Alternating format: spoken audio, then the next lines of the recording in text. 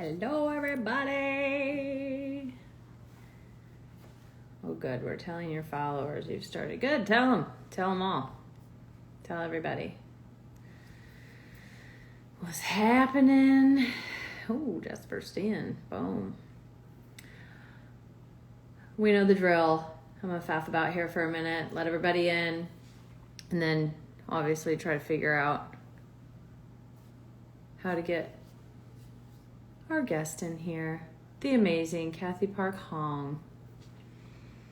Probably gonna have to request her because I don't know how to do it otherwise. How's everybody doing? Drop some haze in there. Is that my little nephew in here? Oh, hey girl, what's happening, Austin? Boom, boom, boom. Hope everybody's having a good. What day is it? Friday. Woof. When did that happen? Okay. Invite to join. I'm super excited about this. This book was just awesome. I don't know. I don't think you can do the F word on here. I guess you probably can, but the book was just so amazing. And I can't wait to talk to Cathy about this. Or Miss Cathy. I gotta say, she's from the West Coast, so I feel like, oh, there she is. Hi. Hello. Oh my God, I have to turn up the volume here. Oh my God. Yeah, do all the technical things. I always mess this up. It's like we've all done like 1,000 of these, and we still can't figure it out, or I can't figure it out. This is my first time. This is my first time on Instagram Live, and I've never done this before. Really? Mm-hmm. Wow, that's amazing. Yeah, I'm like, I don't even know how to hold the phone. I'm like, I should have like a phone. You don't have an elaborate phone stand? No, I don't have a phone stand. So or I guess behind the it's going to be a little bit shaky, but I'm a big fangirl. I'm really excited. Thank you so much for inviting me. Oh, it is all my pleasure. I'm so happy to be able to meet you, first of all. We haven't met or talked before. I'm so excited that you're here. I'm so excited that we get to talk about your amazing book, Minor Feelings. Couple just little shout outs real quick. Literati, obviously that's where my book club is through. Cathy so graciously let me put her book. Is it okay if I call you Cathy? I was saying right before you got on, you're from the West Coast, so I feel like there's a comfortability with the first name thing. Sometimes people no, I insist you call me Professor Hong. No, I'm just kidding. Perfect. You're like, actually back that up. Professor Hong it is. Yeah, so thank you to Literati and Cathy, obviously, for having this incredible book. Let's just dive right into it. So you wrote this book back in 2019, I believe, right? Or it came out in... It came out in 2020. Came out in 2020. Okay. Who did you write this book for? Kind of what was sort of the inspiration behind it, and what was the kind of like particular drive at that time? Because it was kind of post or pre 2020. I think everybody knows what we mean when we say 2020. But what was sort of the initial drive for that? I think there were several drives. You know, I didn't really start writing the book as essays until about 2015 or so. But then I had the ideas were always there. They were always there. I mean, I would say from college on. And as I wrote in my book, you know, I think it probably was the seed was there when I first saw Richard Pryor live in concert. Mm-hmm. And I thought, wow, if I could be as honest about race like that, like Richard Pryor, that would be, can I do that? Is that possible? The other factors were my daughter. Just as I was about to say something about my daughter, she just came in. Hi, daughter. I was, you know, I was pregnant in 2014, and, you know, I just wanted, you know, I was nervous having an Asian American daughter. I wanted her to have a better childhood than I did. And I wanted her to have a better life than I did. And I think before that, I was a poet, and I realized that I wanted to write a book that was much more direct, that spoke to a wider audience, like me, like her in the future, to other Asian American women, other Asian Americans, other people of color, other, other people who felt estranged in a certain way. So that was another, and also Trump got elected, and that also drove the urgency of the book. Ah, Yeah, yeah. yeah, drove everyone's urgency Mhm, for sure.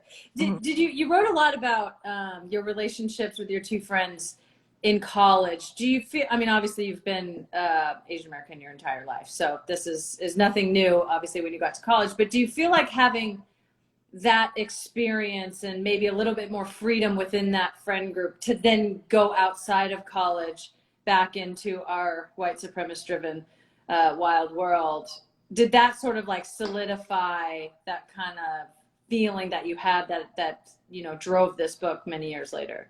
Oh yeah, definitely. I mean, I don't think I would have. So much of that book is also just similar to the kind of late night drunk conversations with my friends from college, especially Aaron, where we would just be like yelling at each other, basically, uh, uh, uh, agreeing, but pretending that we're disagreeing, um, in the way that friends do. And and that was absolutely crucial, was the community that I had at Oberlin. And I know that some, Asian Americans didn't have that kind of communal experience in college. And I was very fortunate to have that. I had really great mentors, and I had friends, some of whom were perhaps more toxic than I thought, than perhaps a little bit toxic. But then at the same time, I found so much empowerment and strength from my friendships, and they continued on long after college, and they really sustained me. So Mm-hmm. it wasn't like I, became woke in like 2000 Right. or something, and then these were thoughts that, these were ideas that I always had. I think even when I began writing, when as a poet. Mm-hmm. Yeah, it's one thing to have like a self-realization, and that can be incredibly powerful, but I think it's at times even more powerful to have people that you trust around you be like, yeah, you're not crazy, Yeah, like you are feeling these things, and for people to actually recognize that you're feeling these things, understand what you're going through, and then also see you just as a human and see you for whatever it is, the creativity or the talent or whatever it is. I think that that's incredibly powerful. That's kind of what I sort of took away, a lot from those relationships that you spoke about, was just the freedom of someone else seeing you in a whole way that you see yourself, which as an Asian American, as a minority, America doesn't see you that way, as you detailed in your book. I want to talk to about sort of how did your relationship with your book change, or how has it been going through 2020, particularly after the tragedy in Atlanta with the hate crimes that happened there. I don't know if they're actually being called hate crimes or hate crimes to me. Um, and your book becoming this just absolute necessary reading, and you sort of being thrust into this spotlight kind of a role. hmm um it's been a very humbling and surprising experience, because I've said this multiple times in other interviews. I just assumed that no one was going to read the book except my closest friends and family, and to see it sort of gather steam was really surprising. Now, I think it's a little bit, that success was also a little bit bittersweet, in that it was also, I realized that it was also tied to these tragedies, like the Atlanta massacre. When the Atlanta massacre happened, it was around that time that my book became a bestseller. And I admit that I felt a little bit uncomfortable about that. That being said, it was really, the humbling part is just having these conversations with so many, not just Asian Americans, but other white other white folks who really wanted to have these difficult conversations about race, and you know, not just to understand, and also to kind of collaborate in what we can do. So that was great, you know. Mhm.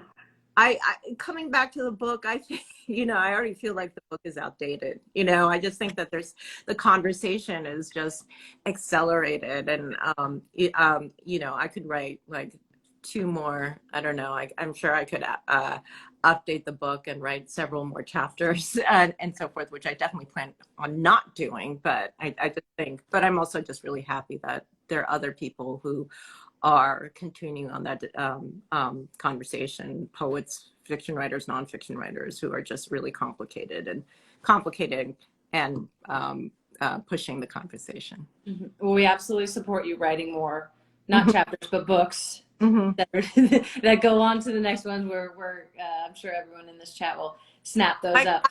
love how you have so many amazing friends. I mean, fans from like Ecuador and There's a big soccer contingent in here, I'm sure.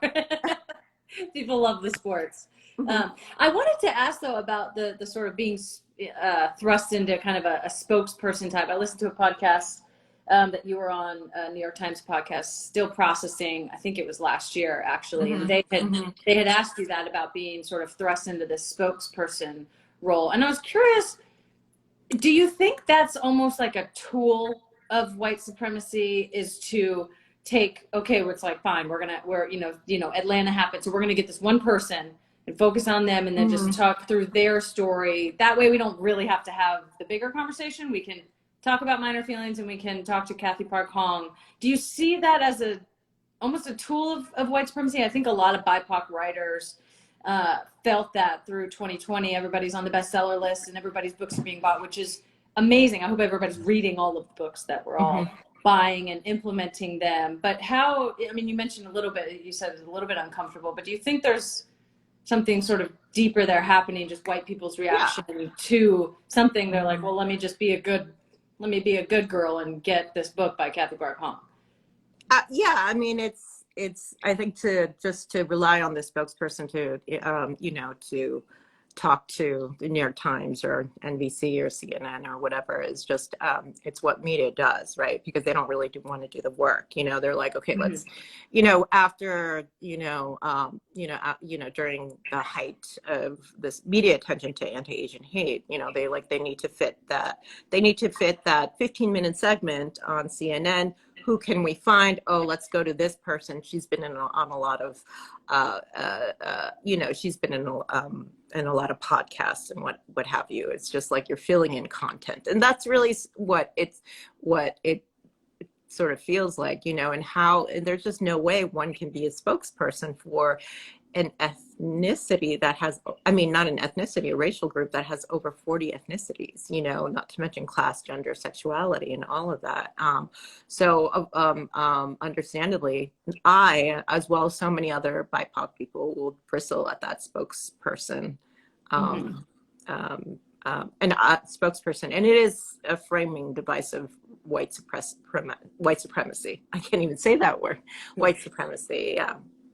Yeah, it's like Mhm. let's bring you in to explain to white people why their white supremacy is bad, so they can not listen to you and then gaslight you anyways. Yeah, but I mean, I think it's great. Like, I love that there have been all of these book clubs happening, you know, anti-racist book clubs and so forth. And I have, you know, it does seem like the temperature has gone down in terms of this interest in anti-racism, or this sort of media interest in sort of mass incarceration, police brutality, anti-Asian hate, and so forth. And that is also symptomatic of how race is treated in this country. You know, as I wrote in my book, is that it's considered, unless it's a scandal, people don't pay attention to it, and they don't like really pay attention to real kind of economic structural problems that's happening there. So, you know, I think when you have these book clubs, you know, it's so important. It's so important to listen. It's so important to read.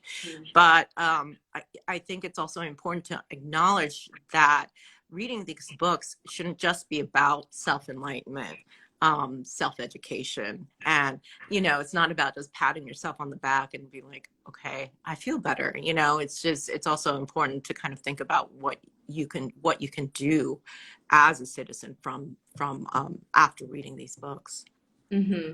Yeah. Yeah, speaking of the book clubs, we had so many good questions. I'm gonna get into a few of them Hmm. from the book club members. A lot of them just, you know, honestly, just quoting and just the just so many poignant things that you Hmm. said. This is from Takia Hargrave at Takia Hargrave.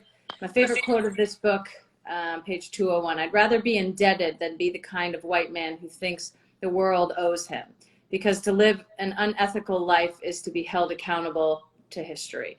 Our Hmm. country's racist past is always told in a way to be forgotten.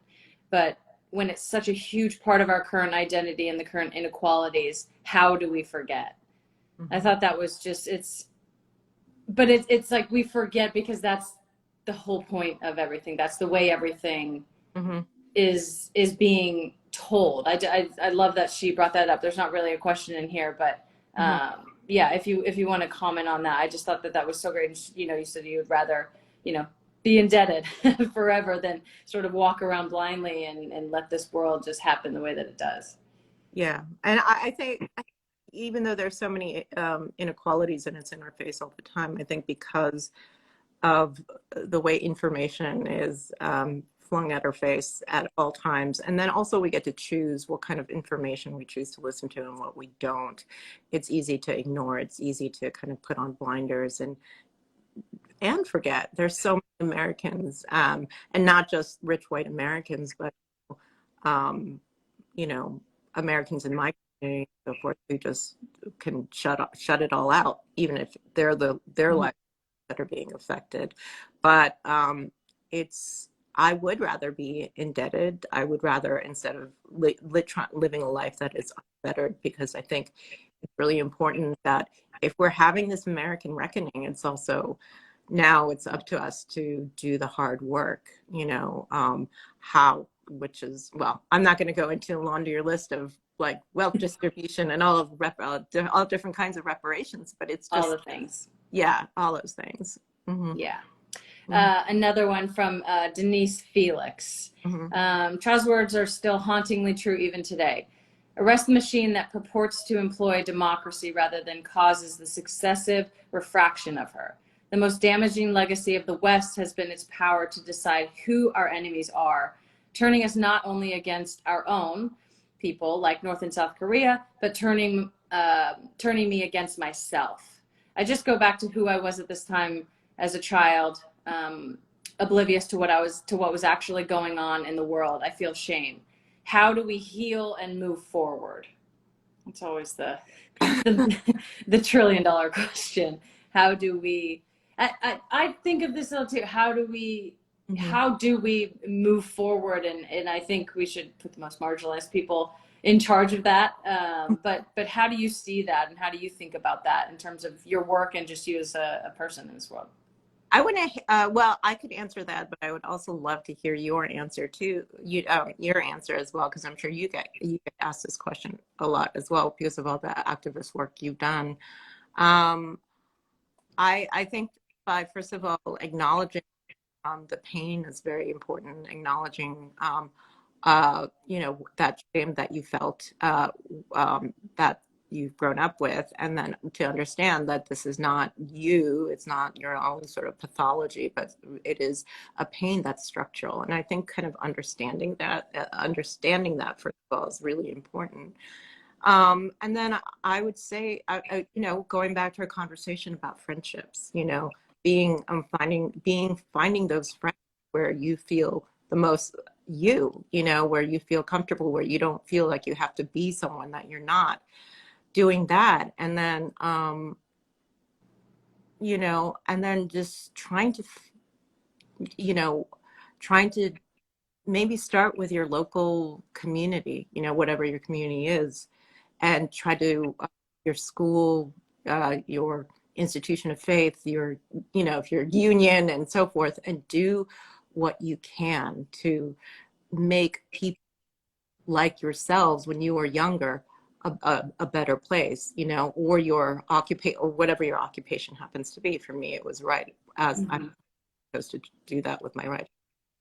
But Yeah, I'm looking at the mhm, cover of your book and mhm. the Claudia Rankine, author of Citizen Rankin, yeah. Rankin. Yeah, she had a quote: "To Mhm, read this book is to become more human," and that just really stuck with me. I think, especially in the context of this book about your Asian American experience, being that the sort of model minority, and that everyone just thinks like, oh yeah, that's fine, they don't really experience that much, they're doing really well, a mhm, lot of smart people, yada yada, but it doesn't really capture the humanity of any of it, because of mhm, course not all Asian Americans go to Harvard, and not all Asian Americans are working class people, and not all of anybody is anything mhm, exactly the same time. And I think, there's, because our history is told in a way that just supports one,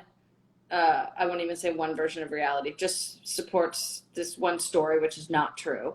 mhm, All of our institutions and school and learnings, and mhm, we're starting to see more diversity in books and publishing and TV and all of that. But historically, outside of the last few years, even just the last 10 years, we really have seen kind of the same thing. And so I think, to the question of how do we heal from this and how do we move forward, it is in a huge part seeing individual people for their individual humanity, and mhm, seeing them as whole, seeing mhm. them as more than just a group of people. No one likes to be grouped in with millions of other people. That's just like Mhm, ridiculous to think. Like, look at mhm, me. Do I look like a million other people? Like, no, of mhm. course not. I don't think like a million other people. I don't feel like that.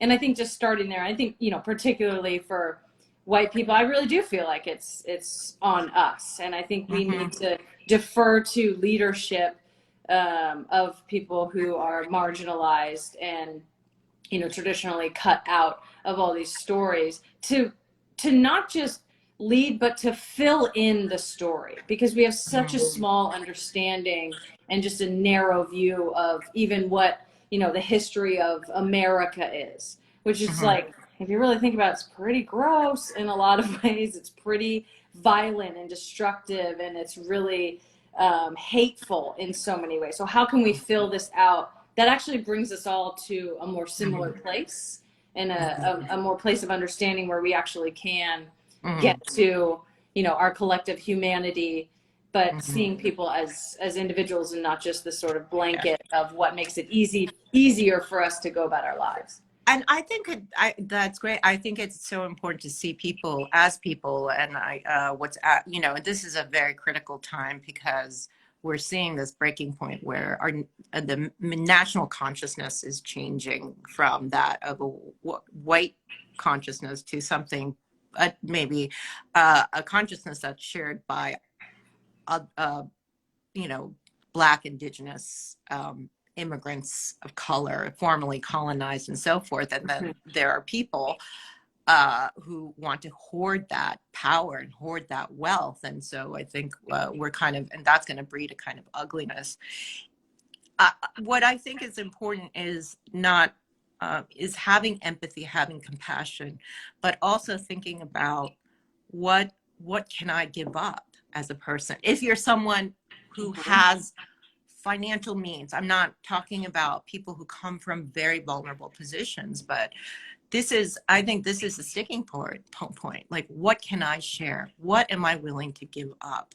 And those are that's a question I don't think a lot of Americans really think about. Like, for instance, in my neighborhood, Gowanus, it's just been rezoned for low income rentals. And it took years and years, because there were people who are liberals, who are Democrats, who probably read Ibram Kendi, How to Be an Anti-Racist, who didn't want to do that because they didn't want their property value lowered.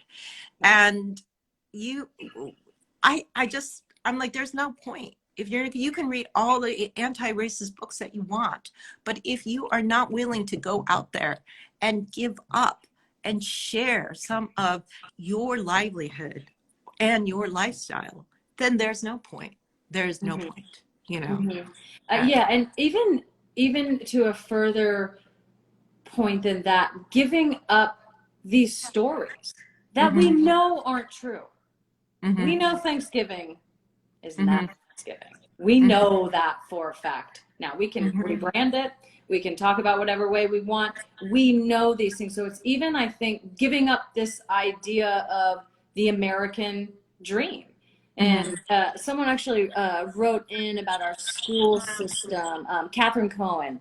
mhm. Um, she is, I believe, a school teacher. She's worked in the school system for a long time. Let me just find her quote right here. Minor feelings occur when, sorry, this is Naomi Alora. Minor feelings occur when American optimism is forced upon you, which contradicts your own racialized reality. Therefore, thereby creating a static of cognitive dissonance. Minor feelings are also feelings when we are accused of having, when we decide to be difficult, in other words, honest. Minor feelings, when minor feelings are finally externalized, they are interpreted as hostile. She's been teaching in public elementary school for 27 years, and this American optimism is a central organizing factor of our school system. Structurally, in the ideological air teachers breathe and the air students Uh, breathe. For yeah, every time a teacher or a student says context matters, there's a backlash of angry and aggressive optimists, we can put other words in there, who want everyone to focus on unity and cooperation, hard work, and always, always the model success story who mhm, has beat the odds. And I yeah, think that to me was just so poignant how she put that, because these are all just coded, coded languages and coded words, but the American optimism of just work hard. And it's like, we know this isn't true. We know this isn't how it works. I mean, I think even for, the least marginalized group, we just like know that that's not true. For white people, that's not true. For people of color, that's not true. I'm just curious what you think about that. And I think how we start to move, I don't know, to a more reality based system, or I don't know what the right word is for it, but giving up some of these ideas that we hold so dear that are really just tearing us apart and keeping us down in so many ways. yeah.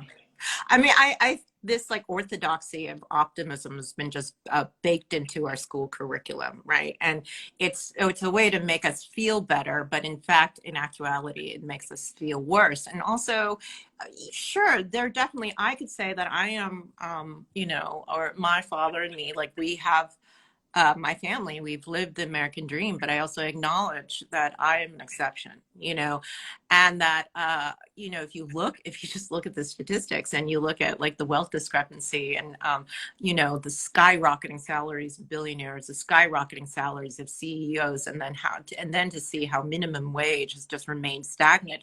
Just looking at the numbers just completely skewers this idea of optimism and this idea of meritocracy.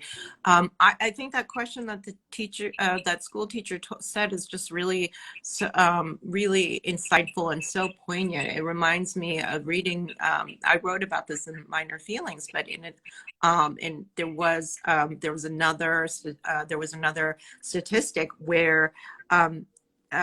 These are 11-year-old Black and brown students who, there was a study done where they said that this idea that you could just pull yourself up by the bootstrap and that if you work hard enough, you'll do better was actually psychologically worse for students of color because they thought it was their fault that they're not doing better, rather than understanding that it has to do with the fact that they're coming from poverty, or they're not going to they don't their schools don't have any kind of resources and so forth. Whereas if they understand the context, then I think that could actually be really quite empowering. And I think I'd be curious about what this teacher thinks, but it seems like a lot of schools are trying to change that, and there are also a lot of schools in certain states that are really resisting that change as well.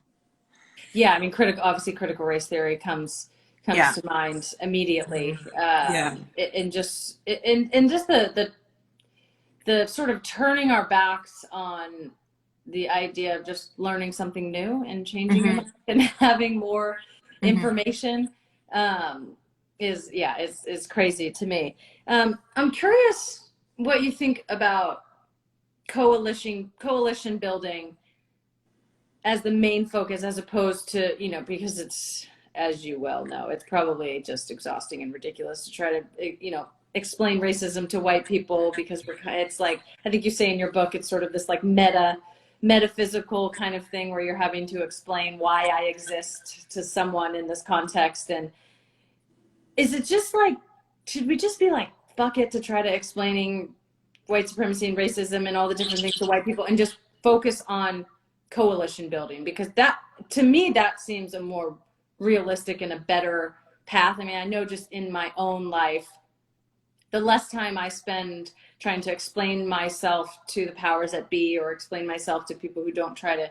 get it, the more exhausted and frustrated and furious I become, and just work on coming together with other people who are experiencing the same things. Or is the power structure too big for that right now? Or I'm just curious your thoughts on that as a main focus, instead of, you know, working almost from within.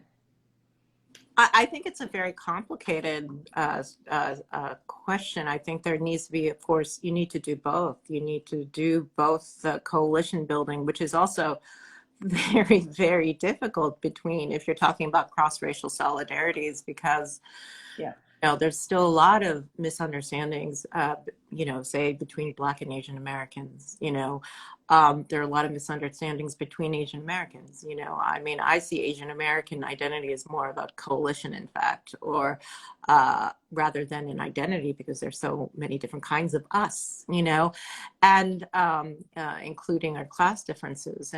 But I think that we can't, you know, we also, I mean, there are, I don't know if it's necessarily the principal job of other people of color to educate white people on in white supremacy. This is why it's so important for white allies to do the work. You know, I mean, this is also something that could be done after you read these books, is to just start, you know, start with your family, start with your friends, then go on to your schools and so forth, your school, your job, or what have you. I mean, because, you know, for some people, they're more likely to listen to these inconvenient truths from other white people rather than someone like me, you know? Mm-hmm. Yeah. Yeah, no, definitely. Okay, so you mentioned that you would add so much more to this book. So what's next for you? I'm What are you not going to working I'm on? not adding more to this book. No? Okay, okay, No, okay. no, Well, no. what's next? I'm What's working next on then? poetry, and I'm also working on some sonnets and going back to my poetry roots. I'm also working on a book that may be nonfiction or fiction, and I can't say much about it except that it has to do with part of the book has to do with mothers and daughters. So I think, like, I kind of hint at it. You know, I read a little bit about my mother and minor feelings, and I might go a little bit more in depth into it, but from you know, I'm also writing about North Korea and terrorism. So it's just, that's all I can say. She's Yeah, talented, people. She can do it. She can yeah, do it all. yeah. And by Is the there? way, can I just give you a little message? You just Yeah. from a close friend. Yeah, I mean, you're getting so much love right now, but I also wanted to just pass on this message from my close friend's daughter, Cleo, who is just so inspired by you, and she's doing a speech about the pay gap, about what, you know, you bring to the public about the pay discrepancy for women and POC. And she wanted to ask you what helps you continue with activism in soccer, even when people are negative about your work. And this is something I brought this to your attention because I wanted to know this. I would love to have your answer to this question too. Uh-huh. Oh gosh, what keeps me going? I mean, I think a little bit of what I was saying before about, I try to spend less of my time explaining myself to the people in charge of the problems that I want to change, and more on people who are working to dismantle it. I think that gives Mhm. me life. I think talking and banging your head against a brick wall is just Mhm. infuriating. And sometimes that's how it feels to try to explain to someone why I deserve to be paid what I Yeah. deserve to be paid. I think it's sort of, in the title. Mhm. So and it revs me up too much. So I try to focus on the the people who are working with me to solutions, and Mhm. people who are going to challenge me, and people who are not just not just like-minded. I don't think that just sort of feedback loop is Mhm. positive either, but people who are understanding and respecting me fully as a human, and then can come back with constructive criticism, or can challenge or check me on things, Mhm. but also we're working together for a common goal. I think Mhm. that is something that gives me life. I think a little bit of it is just natural. I think I have just a little bit of an energy for it. I think while, whether it's gay rights or women's rights or pay equity, I can Mhm. understand from that point. I'm also incredibly privileged. And so I feel like it is sort of a responsibility, or I guess a way to try to balance out the privilege that I have. I mean, obviously, yes, I feel like I'm being discriminated against when it comes to my salary and my compensation, but I also, am a famous athlete. So it's, I can Mhm. call the New York Times and I can call the Washington Post, and Mhm. that's not normal for, the majority of women who are dealing with pay discrepancy. So I feel like it's, my responsibility in doing that, and balancing out the incredible privilege that I have. And, also, I think just a little bit selfishly, I mean, I think my teammates feel this way too. I can see the world starting to change around. Mhm. And while it is furious that it takes 100% 365 pedal to the metal all the time to do it, and the second you let off the pedal, it's not that the sort of status quo is on the pedal. It's just like the status quo is the car, it's the road, it's the Yeah. air that we breathe. And Mhm. so any kind of let up, I think, just allows for things to continue as they are. And with that said, obviously we all have to be doing this together, because rest is important, and we need to, not Mhm. just burn ourselves out. But I think we can, see the change that's happening in the world. And the more we speak up, the more we find commonalities with each other, the more we realize, that we're all kind of just, trying to do the same thing. We're just trying to live and be seen, and live a full life that we get to explore all the different parts of ourselves. Mhm. And I know that's really important to me. I love to express myself and be free, and, try to do whatever I want, pretty much within relative context. Um, but I think with that, I have to give other people that respect too. And Mhm. I think it sort of goes both ways. So that's kind of long answer to to a short question. But it's also just kind of like, what are we doing on this world? I personally am not religious, and I don't believe in an afterlife or anything like that. So I'm like, I have this amount of time, and it's really not very long, and I just try Mhm. to make the most of it, and um, you know bring as many people along with all of us as we can. And I think just turning a blind eye to what is so obvious for a long time, but as the days continue to tick, becomes more and more and more and more obvious to all of us, the inequalities that we face in this world. It seems ridiculous to do nothing, I guess. Mhm. You got to do something, Yeah. and like you said, sometimes it's just a conversation with your community, or sometimes that's a Mhm. conversation with your parents, or a family member, or a friend, or you're canvassing for voting, or it's there's a lot of different ways I think you can show up Mhm. for equality and show up for other people in the world. Not everybody has the talent that you have to write this book. Not everybody plays soccer and has this platform to reach people on this level, but everybody kind of has the ability to do something. And I do think it's all of our responsibilities to do that. Yes. That's awesome. Yeah. Yeah. So either they're watching in here, or you can report back to them. One last question. I don't know if this is there anything you would change about your book if you were to write it now? Is there anything you'd want to know? Or... Yeah, I think I would have, I don't think I would really change anything. No, I think I would have added rather than changed. I think I would have probably gone deeper into maybe, for instance, Black Asian relations. You know, I would have probably expanded more on uh, in 92 and the LA riots, because I'm seeing actually a lot of parallels between 92 and what everything that's been happening in 2020. I think I would have written more about Asian American female sexuality and how much that has been suppressed, fetishized, objectified, violated, and the violence done to Asian American women, and how that is so connected to our colonial history and our immigration and the history of immigration, exclusion. And I don't know, I think I would have, there's, you know, maybe I would have written a little bit more about class. There's just, my mind sort of, it's just, it boggles my mind, you know. So what more I could add to the book, you know, which is why I'm relying on other people to, you know, to do that work. And they have been doing that work, which before me and after me. Yes, this should be the first of, or you know, one in a long line.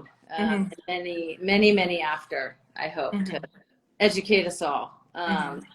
It was fantastic. I tore through it. I loved it so much. Your style of writing is just amazing. Thank you so much for the book and for giving us this beautiful, you know, piece of art and piece of work and piece of you. And thank you so much for joining. I'm sorry if I kept you a little bit longer. Oh, no, it's okay. I mean, you know, I want great combo. It's just like great to just talk to you, and you know, it's an honor. Likewise. Yeah. Hopefully we can meet in person one day, wherever that may be. I think you're teaching at Rutgers. Yeah, where you're in LA. I'm in Seattle. Oh. But we'll be doing a little Seattle, New York kind of living for the future. Yeah. So hopefully the East Coast in New York doesn't absolutely spit me out and just punch me in the face. It probably will, but New York will embrace you. It'll be a great embrace. And I can always come back to see you in person. Easy Seattle. Yeah. I'm excited about it. So we'll be on the same coast. So hopefully we find somewhere to meet up. I would love to meet you in person. That would be amazing. Yeah. Thank you so much again. All right. Cathy Park Hong, author of Minor Feelings. Everyone, if you haven't, go get it. You should have it already. And we'll obviously be watching for whatever you do next, fiction, nonfiction, poetry, or sonnets. It's all up in the air. Okay. Cool. Thank you so much.